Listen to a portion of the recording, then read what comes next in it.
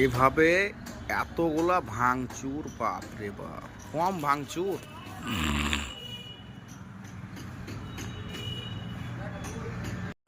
দেখি তো এখানে খটার খটার করে কি করা হচ্ছে।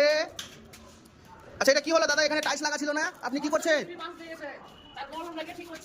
কিসে মলম দিচ্ছেন আপনি? যে বাঁশ আরো দিচ্ছেন মনে হচ্ছে। ভালোই তো, আপনি করারও নেবেন লাগারও নেবেন বাবা, তো মাটি বাঁচবে। ও তো মালিকের গাভিন করে দিয়েছে, আপনি মহলম লাগাবেন, লাগান লাগান, সস্তা মিস্ত্রির কাজ ওই রকম হওয়া দরকার আছে। তাহলে এই টালিগুলো সংকলে ভাঙা পড়বে, তাই তো? উপায় নাই এছাড়া।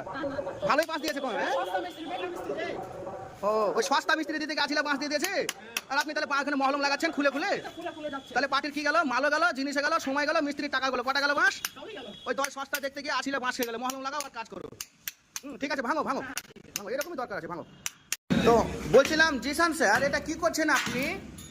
সস্তা মিস্ত্রির কাজ, হ্যাঁ মহলম লাগিয়ে ঠিক হচ্ছে। আচ্ছা, তো এইভাবে কি মহলমটা লাগানো ঠিক হচ্ছে?